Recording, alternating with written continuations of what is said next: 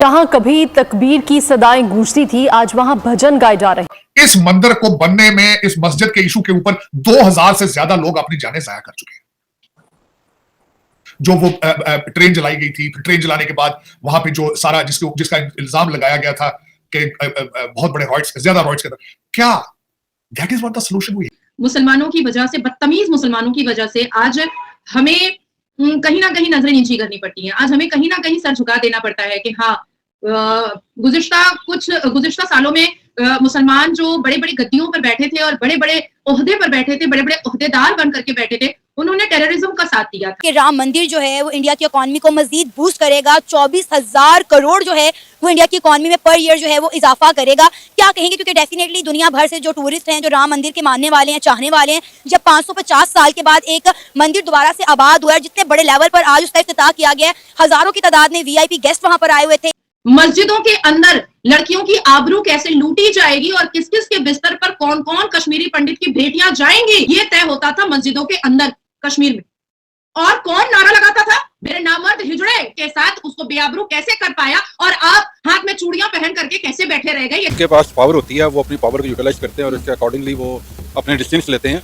हम अगर मुसलमान बन के सोचेंगे तो हमें तो पेन होगी, लेकिन अगर यही काम हम यहाँ पे कोई पुरानी उनकी बिल्डिंग होती, पुराना मंदिर होता है जिसको हम ये क्लेम करते कि ये पहले मस्जिद थी, तो हम भी वही काम करते जो उन्होंने किया। उन्होंने कहा this is not an opening of a mandir, this is the beginning of a new era. उन्होंने कहा कि यू मार्क द 22 जनवरी 2024 को इस landmark day, it's a new beginning. और वाकई ही इट्स अ न्यू बिगिनिंग, जिस तरीके से आपने जिस तरह खुद फरमाया है कि ये वेटिकन होगा हिंदुइज्म का। दुनिया भर में से जो है इंडिया को जो है मुबारकबादें आ रही हैं, दुनिया भर में इसका जश्न मनाया जा रहा है, खुशियां मनाई जा रही हैं।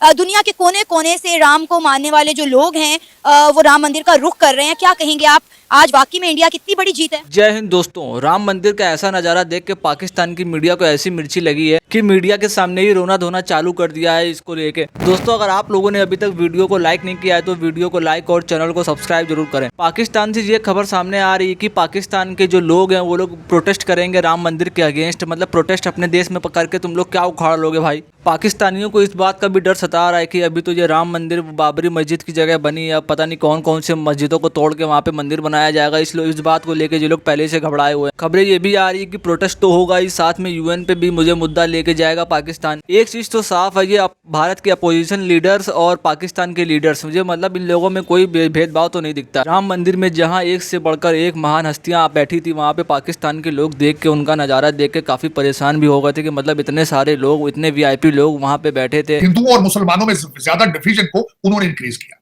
ये भी एक थ्योरी है इसमें। और फिर उसके बाद इससे अगली स्टेज पे चलें तो हाई कोर्ट ऑफ इलाहाबाद से ये चीज शुरू हुई। उसके बाद ये सुप्रीम कोर्ट में गई। सुप्रीम कोर्ट ने 90,000 डॉक्यूमेंट्स जो है एज एविडेंस 8 जबानों में पढ़े हो, तब उन्होंने कंक्लूड किया कि this was a birth place of Ram. ठीक है। उसके बाद फिर उन्होंने वहां से 25 किलोमीटर दूर एक फासले के ऊपर एक जगह दी है जहां पे उन्होंने कहा कि आप अपनी मस्जिद बना लें, और वहां पे बना रहे हैं मस्जिद। बल्कि यहां पे आपको इंकशाफ ये करूंगा कि लोग नफरतों में आते हैं तो बहुत ज्यादा आगे चले जाते हैं। मैं समझता हूं कि बहुत गलत बात है। This is the 21st century. इस सेंचुरी के अंदर नफरतों की, अग्रेशन की, दहशतगर्दी की गुंजाइश मौजूद नहीं है। जब मैं पढ़ रहा था इसके बारे में, उस मस्जिद को बनाने वाली कमेटी के जो हेड है शेख साहब, इस बीजेपी के मेंबर है। तो ये जो लोग ज्यादातर समझते हैं कि शायद BJP is anti Muslim, anti Islam और सब कुछ, ये भी एक प्रोपेगेंडा है मेरे ख्याल में।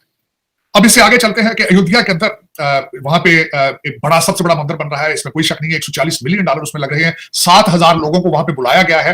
3 लाख से 5 लाख लोग उस सेरेमनी के अंदर है मौजूद, और वहां पे 1 लाख यात्री पर महीने के वहां पे उसको वहां पे आया करेंगे। वहां पे इंटरनेशनल एयरपोर्ट बन रहा है। आज के मैं सुबह आपके सेगमेंट से पहले ये सुन रहा था कि वहां पे 1 लाख रुपया पर नाइट होटल चार्ज कर रहे हैं अयोध्या के, और वहां पे एक vast majority of Muslims they are living there as well. अब मैं उसमें जो एज ए पॉलिटिकल साइंटिस्ट इस लेंस से बात करना चाहूंगा। कल 2 बड़े लिबरल मीडिया आउटलेट्स को मैंने पढ़ने की कोशिश की, अफसोस हुआ मुझे, बीबीसी पे और सीएनएन। दोनों ने ये पिक्चर ड्रा करने की कोशिश की है कि मुसलमानों को बहुत बुरे तरीके से उस एरिया के अंदर ओप्रेस किया जा रहा है, डिप्रेस किया जा रहा है, वो अपने घरों में छुप कर बैठे हैं, डर रहे हैं। मेरे ख्याल में ऐसी बात नहीं थी। मैंने इसको परसू करने की कोशिश की, अपने हिंदू दोस्तों से पूछा, अपने सिख दोस्तों से पूछा, अपने भारतीय मुसलमान दोस्तों से पूछा, तो ऐसी कोई बात नहीं। लेकिन लिबरल मीडिया है, अल्टीमेटली उन्हें तो बताना होता है कि वहां पे जुल्म और सितम की दास्तानें लिखी जा रही है।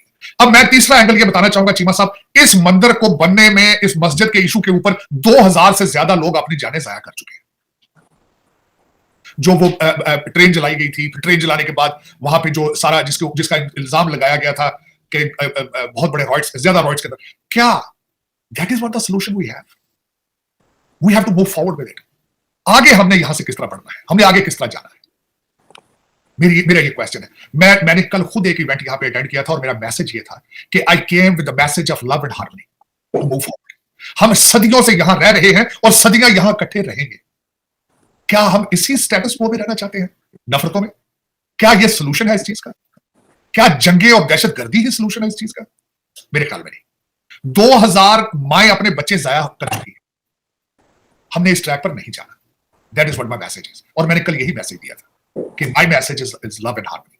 अब दूसरा उसमें चीमा साहब, मैं समझता हूं कि जिस तरीके से आपने खुद देखा होगा कि India is rising, no question about it. उनकी फॉरेन पॉलिसी आप देख लें, जयशंकर साहब का ईरान का दौरा, मॉस्को का दौरा, फिर उसके बाद डेवोस वो चले गए वहां से, और जिस तरीके से उनकी इकोनॉमी ग्रो कर रही है, आपने देखा होगा बोइंग ने, जिस तरह आपने पिछले सेगमेंट में कहा था, the biggest campus after USA they are building there in Bharat के अंदर।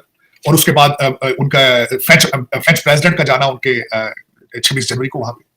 और मैं समझता हूं कि India is rising, is no question about it. उसमें मेरे ख्याल में the way the Muslims and the way the Pakistan need to move forward with it to normalise the relationship and start the trade with that. मेरे ख्याल में जो मैं समझता हूं हमेशा कि अच्छी चीज अगर आप इजाद नहीं कर सकते तो उसको कॉपी करने की कोशिश करें, लर्न करना चाहिए। मेरे ख्याल में इस वक्त पाकिस्तान में Pakistan is on the right track, लेकिन स्पीड इज स्लो। इसमें मैं यही कहूंगा कि एक तो मैं वेरी प्लीज के Pakistan has retaliated towards Iran. अब उससे अगली अच्छी चीज जो हो रही है कि 29 जनवरी को Iranian foreign minister is coming to Pakistan. मुसलमानों की वजह से, बदतमीज मुसलमानों की वजह से आज हमें कहीं ना कहीं नजरें नीची करनी पड़ती हैं। आज हमें कहीं ना कहीं सर झुका देना पड़ता है कि हाँ, गुज़िश्ता सालों में मुसलमान जो बड़े बड़े गद्दियों पर बैठे थे और बड़े बड़े ओहदे पर बैठे थे, बड़े बड़े ओहदेदार बन करके बैठे थे, उन्होंने टेररिज्म का साथ दिया था। उन्होंने राष्ट्र के हित में ना काम कर करके, राष्ट्र के प्रति ना काम करके, उन्होंने अपने तलाक और गला रेतने के षड्यंत्र को ज्यादा उन्होंने अपने सामने रखा था।